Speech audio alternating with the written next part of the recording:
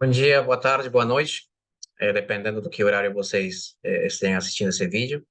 Meu nome é Felipe Moreno e vou fazer uma apresentação do BlockGIF Sampler, que foi feito para a matéria de estatística computacional do curso de doutorado na FGV, EMAP, Escola de Matemática Aplicada. Vou começar agora a apresentação.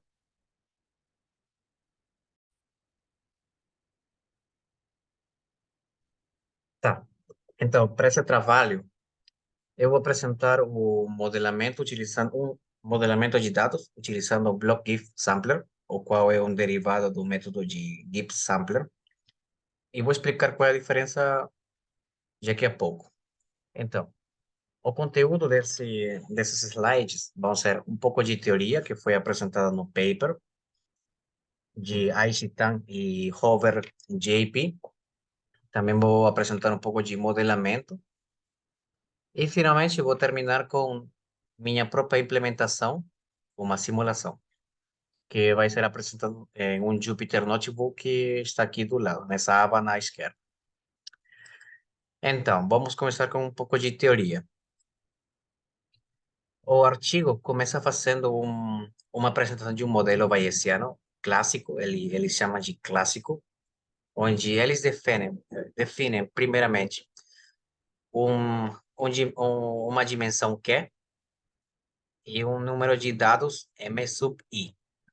Então, eles definem uma variável aleatória y sub ij, que é igual a uma soma da variável aleatória θ sub I mais um epsilon ij, onde o θ1, θ2, até θq, eles são gerados a partir de uma distribuição normal com meia mu e uma deviação estándar sigma sub θ.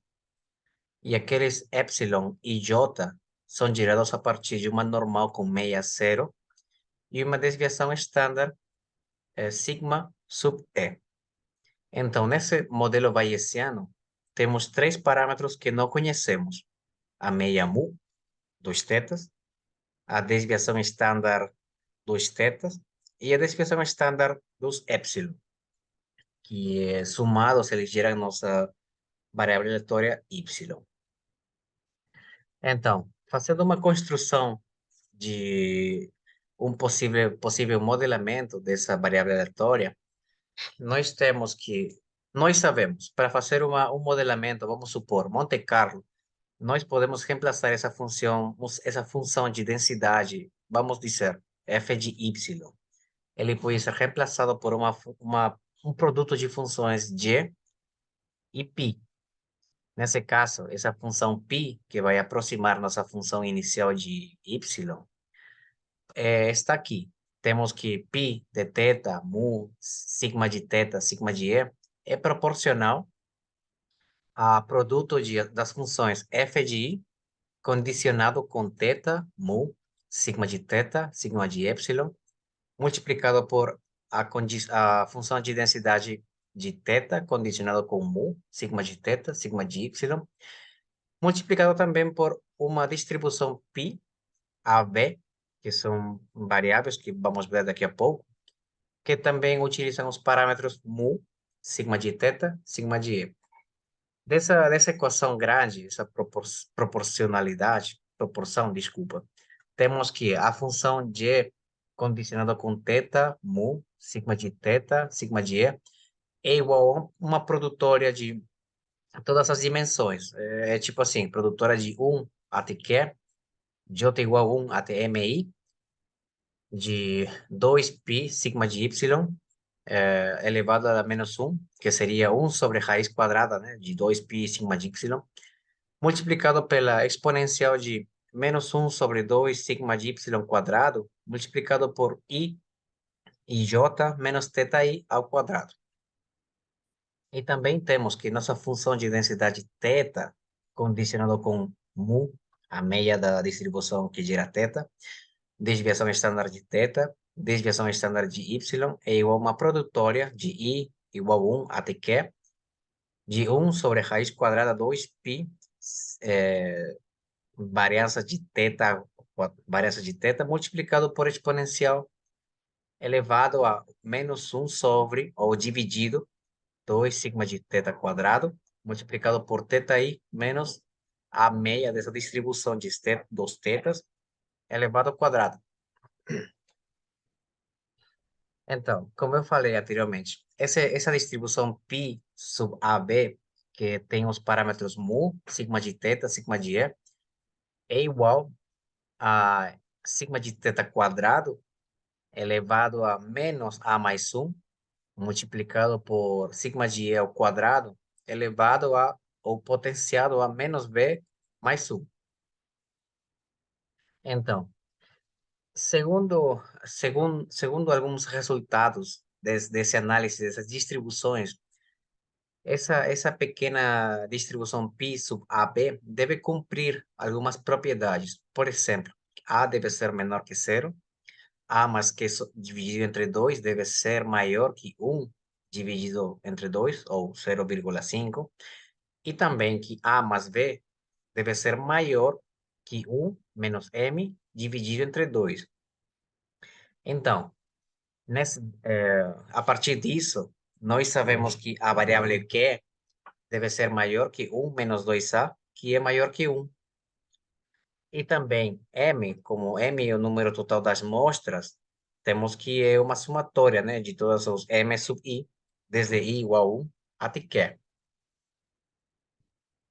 Além, como eu falei anteriormente, essa função de densidade que define Y, né, f de I, pode ser reemplaçado por um produto de duas funções. A função G, que é a função que nós queremos estimar, e nossa função π, que era proporcional a tudo esse produto de funções definido lá em cima. Então, a partir de agora, nós vamos nos focar em como fazer uma estimação dessa função G. Note-se que aqui já estamos reemplaçando, estamos utilizando as variáveis que não conhecemos, mu, sigma de θ, sigma de y, e aqueles tetas que foram gerados utilizando exatamente o mu e a sigma de θ. Também temos que dizer que R sub mais significa que vai de zero até infinito. E pronto. Agora, vamos fazer a transição de Gibbs a Block Gibbs. Por enquanto, sabemos que nossa data é um Q mais 3, tem uma dimensão de Q mais 3. Por quê? Sabemos que nossos tetas, desculpa, sabemos que as variáveis que precisamos estimar são os tetas, são a mu de teta, que seria a média desses tetas gerados, a desviação estándar dos tetas ou variância, nesse caso, que já estão potenciados ao quadrado, square, e o sigma de E. Então, fazendo essa soma, né, temos Q tetas, temos mu, sigma de teta, sigma de y, então, Q é mais 3. E agora, a diferença do Gibbs, o bloco Gibbs, ele tenta pegar um conjunto de dados, desculpa, não, vamos começar com Gibbs. Gibbs, ele faz uma amostra de uma variável aleatória ou um dado a partir das outras. Então, em cada iteração do Gibbs, ele vai gerando uma só. Mas o que acontece com o Block? Block, ele pega um grupo dessas variáveis e vai gerando de maneira conjunta, grupo em grupo. Então, nesse caso do Block Gibbs, vamos colocar que nossa variável x, que seria igual a mu e o θ, ou o grupo de θ, vai ser nossa variável para gerar, e nosso sigma quadrado vai ser também nosso sigma de θ quadrado, sigma de y ao quadrado. Então, aqui, se percebem, estamos fazendo dois grupos, e ambos são independentes, e também cumprem que são uma distribuição de multivariável normal.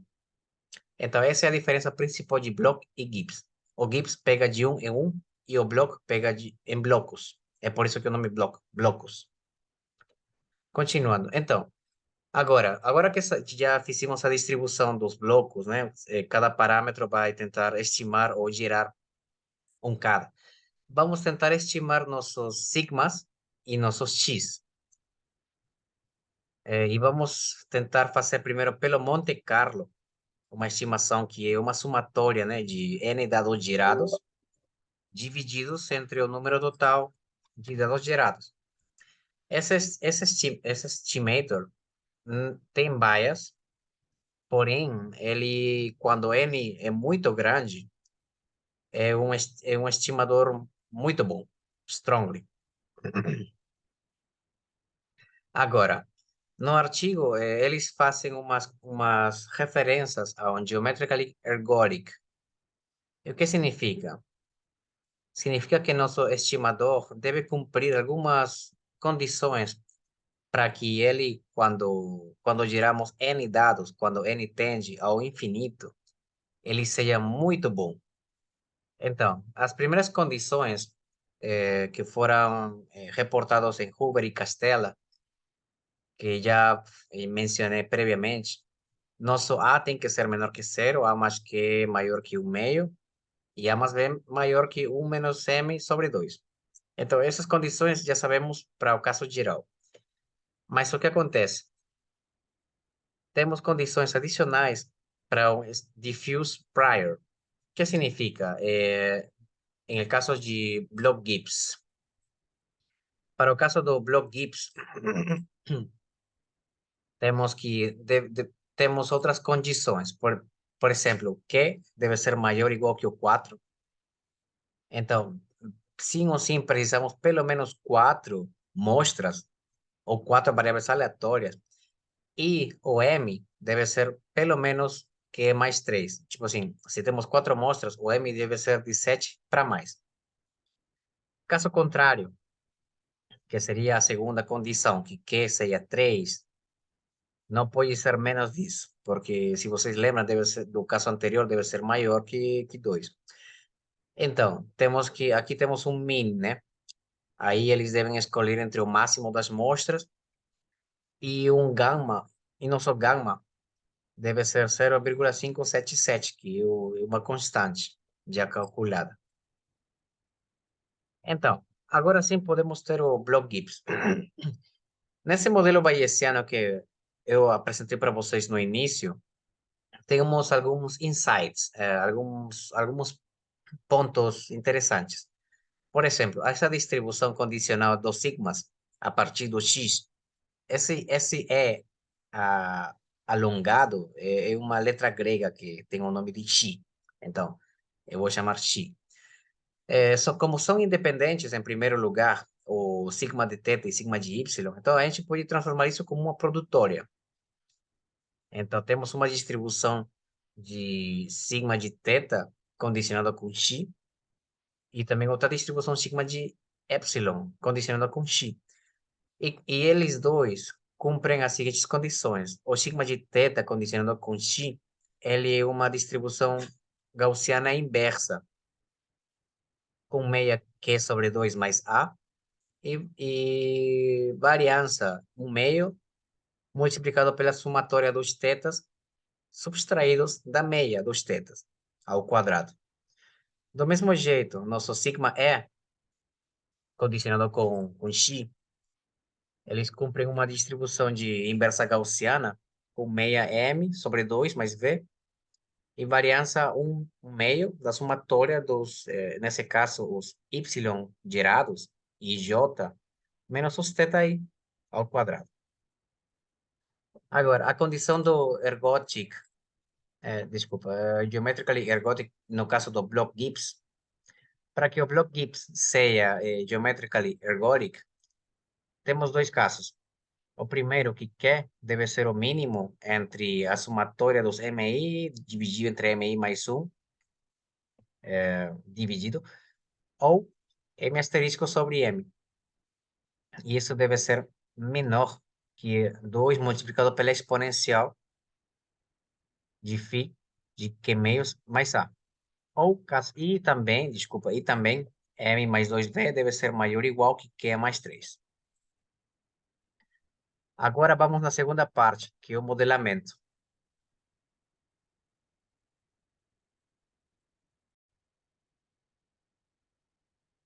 Então, agora estamos na parte do modelamento.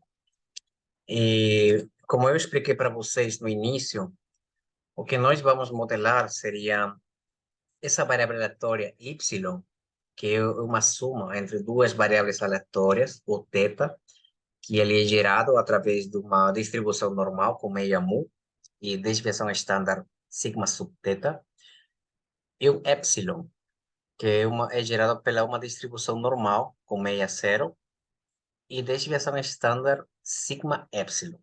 A partir de agora, vamos falar variância, já que, na verdade, o valor que vamos estimar são as variâncias sigma sub θ quadrado, sigma sub e ao quadrado. Então, a partir daí, depois de nós termos definido o nosso bloco Gibbs, a partir de o sigma ser o conjunto de sigma θ, sigma epsilon e o xi, que é a letra grega, não esqueçam, é longa, xi, como o mu e θ. Então, nós podemos fazer uma estimação através do Monte Carlo, que seria gerar N mostras e daí fazer uma meia, uma somatória e uma meia. Então, Monte Carlo, quando o N é maior, melhor é a estimativa.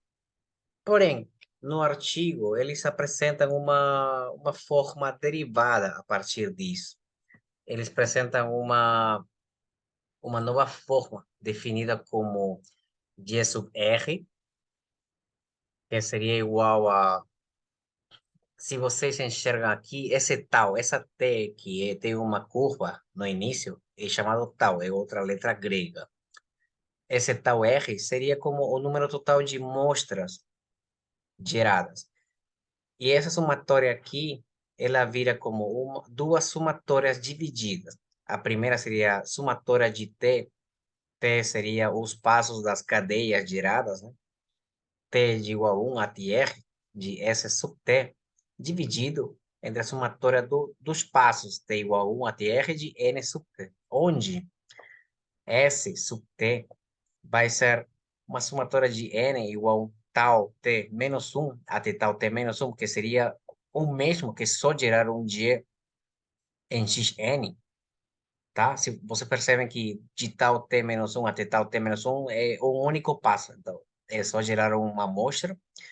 Aqui temos que X é gerado através de uma inversa gaussiana. Esse X, sim, com certeza, né? Os sigmas e o X também são gerados a partir dessas distribuições, então isso daí cumpre. E nosso N sub T é só o passo do tempo. Tipo assim, estamos no tempo T e vamos fazer a diferença entre o T menos 1. E como eu falei anteriormente, o número total de simulações que N, ele virou tal R. Não, é só uma nomenclatura, não faz muita diferença no momento de fazer a simulação. Agora, também é mostrado no artigo que os estimadores são fortes através do teorema central do limite e a lei dos grandes números. Então, temos que quando R vai para o infinito, tende para o infinito, ou seja, uma quantidade muito grande de mostras, temos que nosso G tilde é muito bom. Ele consegue estimar os parâmetros do jeito correto. Mesmo assim, também é apresentado outra métrica, gama quadrado, que ela é definida como R dividido pelo tal quadrado R. Isso daí seria o mesmo que 1 sobre R, tá? Só para deixar claro. De uma multiplicado pela somatória dos tempos t igual a 1 a tr, da diferença quadrática entre st menos nosso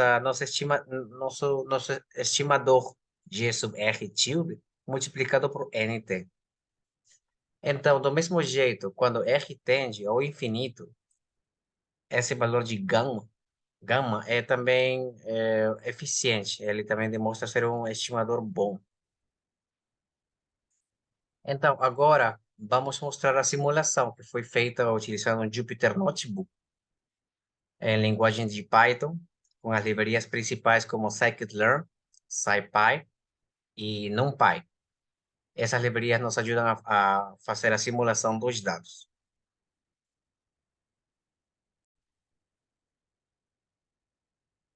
Então, vamos lá para a simulação.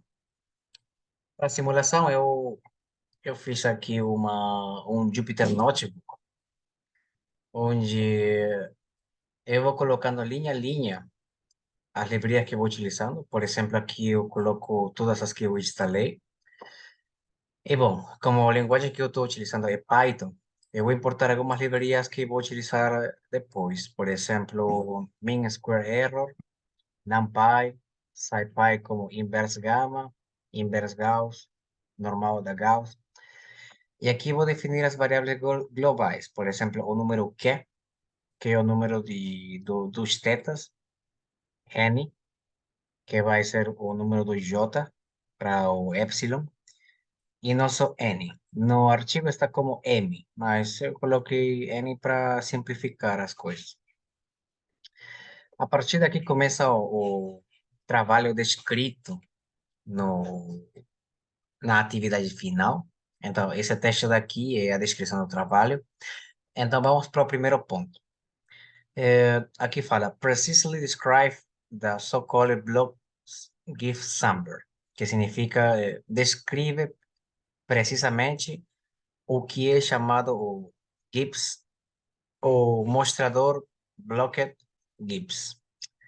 Então, no meu caso, eu coloquei em palavras simples, né? A diferença principal entre Block GIFs e o GIFs é que o Block GIFs ele pega dois ou mais variáveis juntas e aquelas variáveis são chamadas de blocos e tenta simular uma distribuição conjunta condicionada, joint distribution conditional, em todas as outras variáveis, coisa que o Gibbs não faz, já que o Gibbs faz uma simulação individual para cada variável.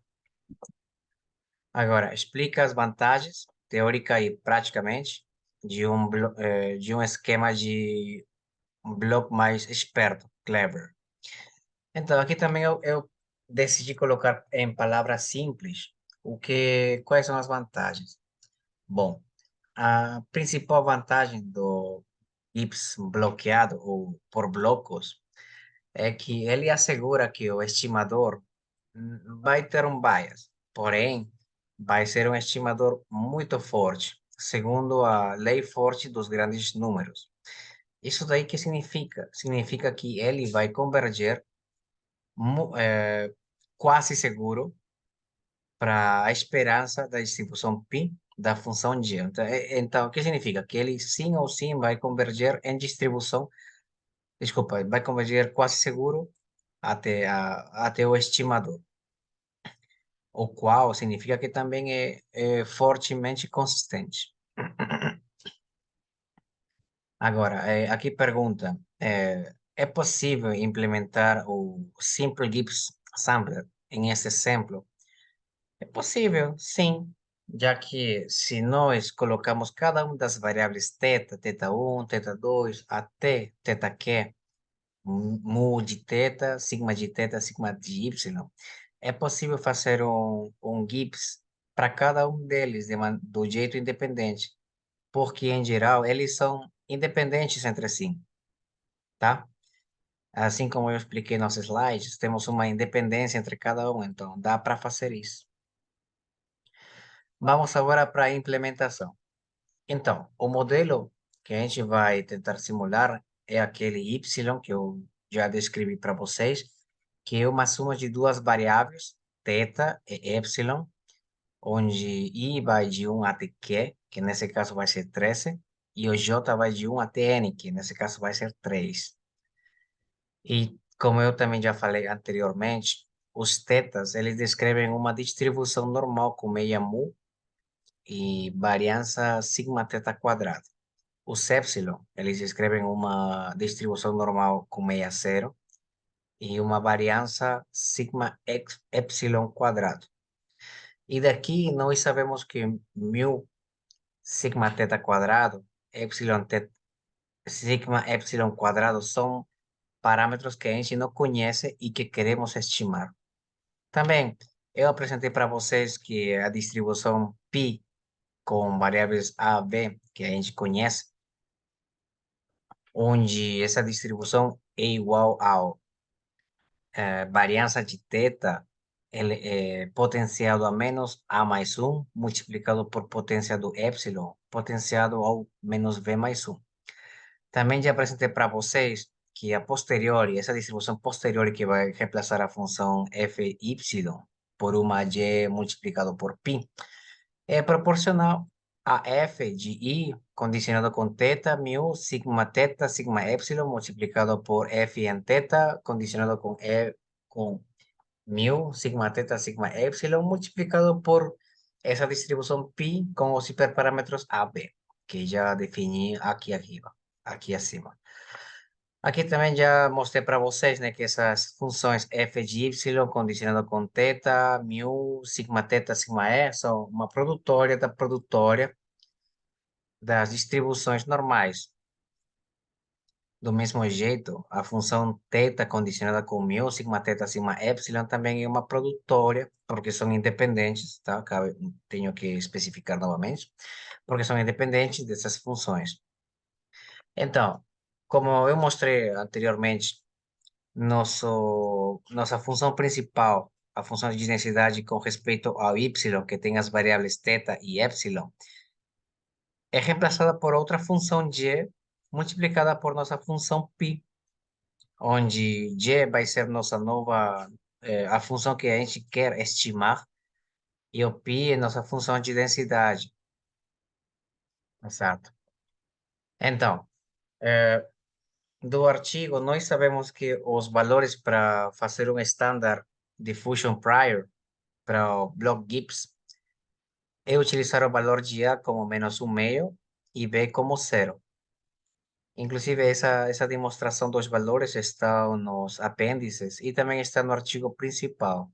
E também eles fazem referência ao artigo onde eles mostram por que esses valores são os melhores.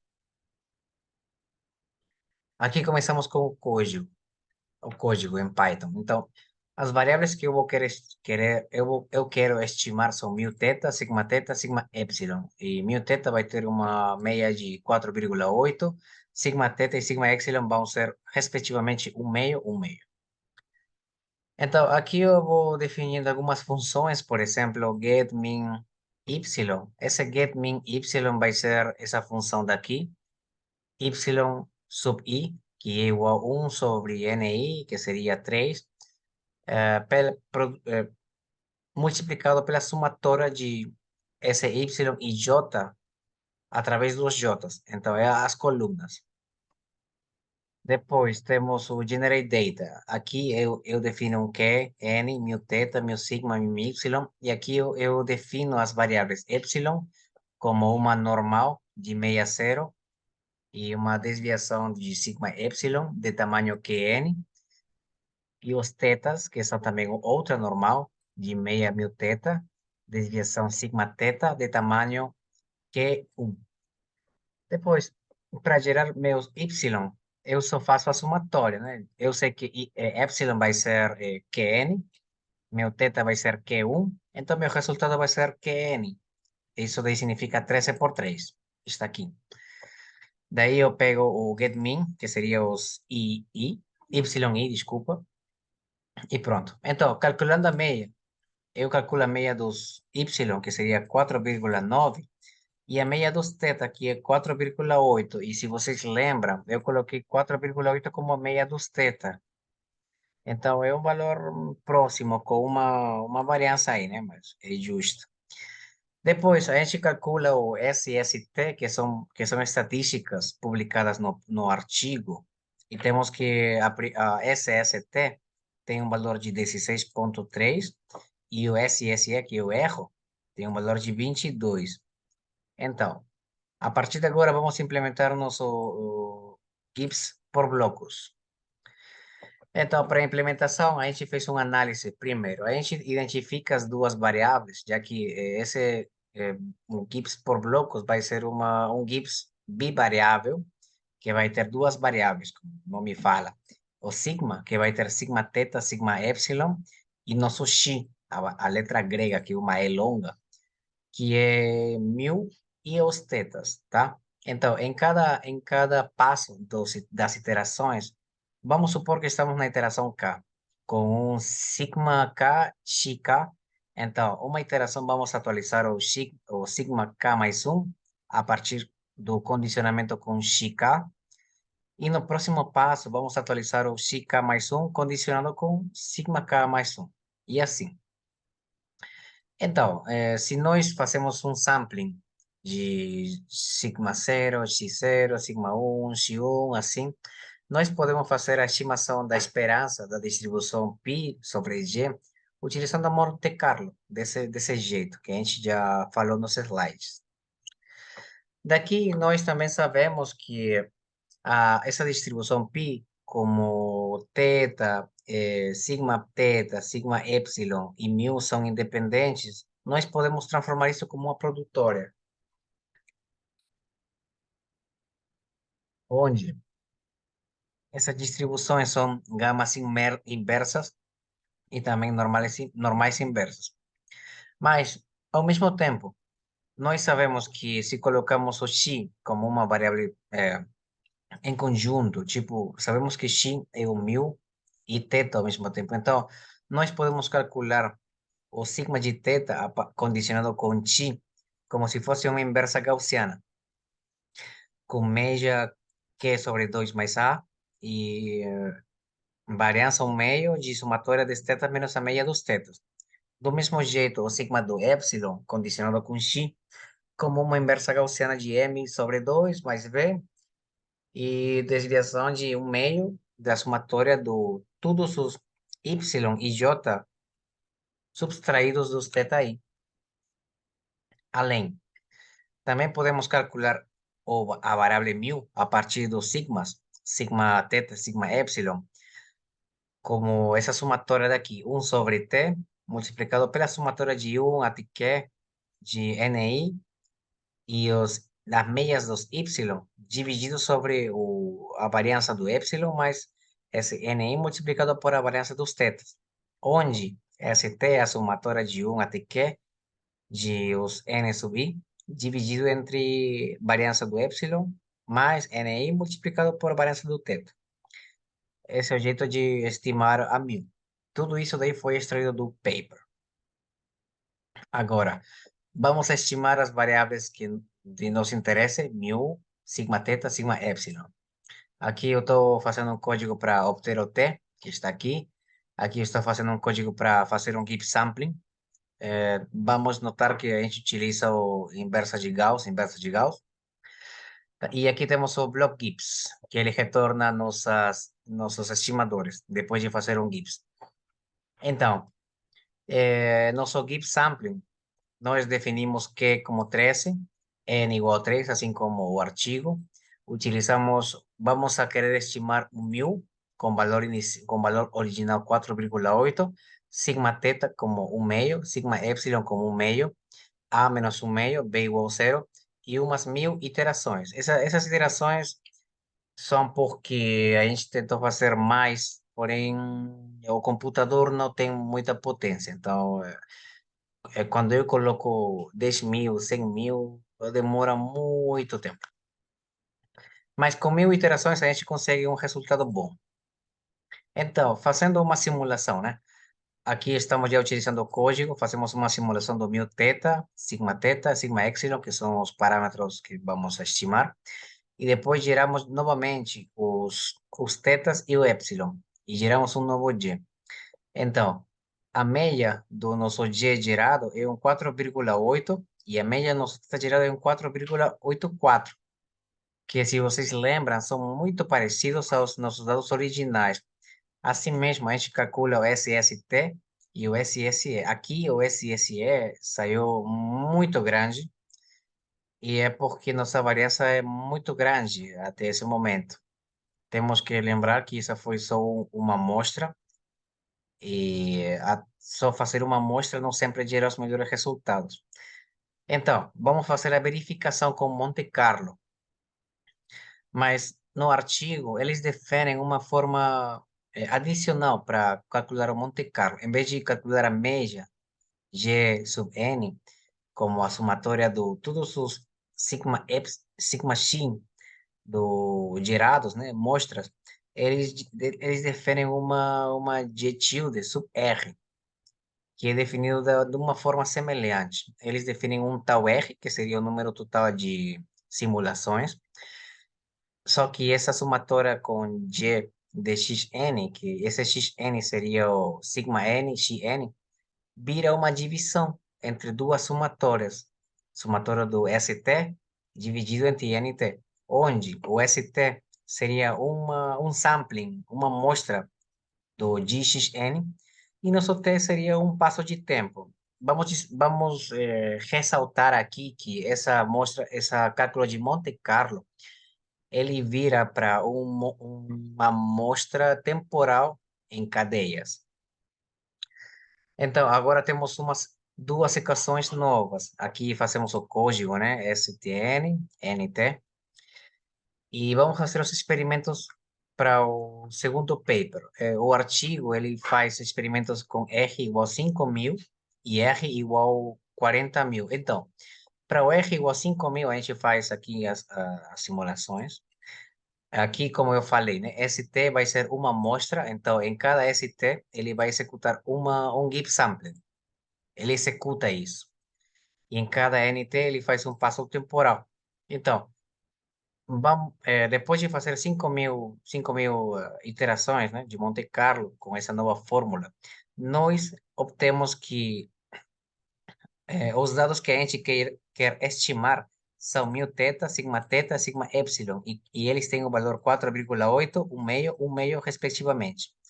Depois de fazer o cálculo com nosso G, tio, R, obtemos os valores de 4,7 para 1.000, que é muito próximo a 4,8. Temos 0,6, que é próximo a 0,5, e 0,8, que está um pouco mais alto que 0,5 para o R 5.000. E nosso gama quadrado, que tem essa notação, também está em 0,22.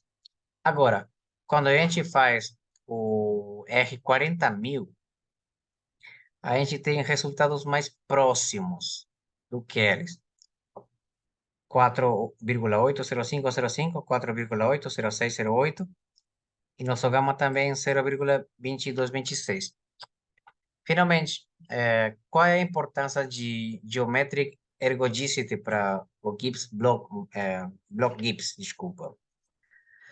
Então, a importância disso é que, em resumo, eles dizem que, segundo algumas condições, por exemplo, K maior ou igual que 4 e nossas mostras M maior ou igual que Q mais 3, nós podemos obter um estimador muito forte e ele cumpre com ah, muitas leis, tipo teorema central do limite, lei forte dos grandes números.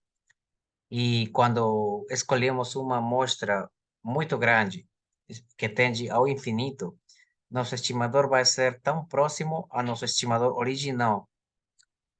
Essa seria a conclusão do Geometric Ergodicity para o caso do bloque Gibbs, que é muito bom.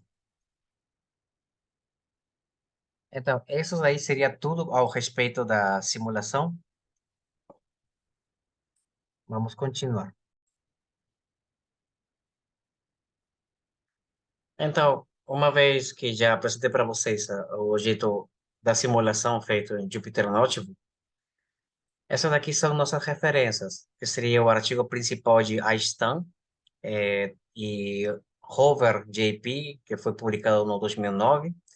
Também a gente, para justificar um pouco da teoria e olhar, na verdade, para aprender o que está por trás, a gente deu uma olhada nos apêndices desse artigo. E outros três links que explicam o motivo principal do Block Gibbs e como pode ser aplicado a diferentes modelos. Por exemplo, o terceiro link nos dá um exemplo sobre uma aplicação para uma regressão linear multivariável, o modelo Bayesiano. O quarto link explica teoricamente o que faz o Block Gibbs para nós. E o último é uma aplicação também, que foi publicada no NIPS, que é uma conferência muito importante, é uma top 1 a nível mundial, Neural in Processing Systems, É muito boa. Então, muito obrigado por assistir a apresentação desse trabalho. Até mais.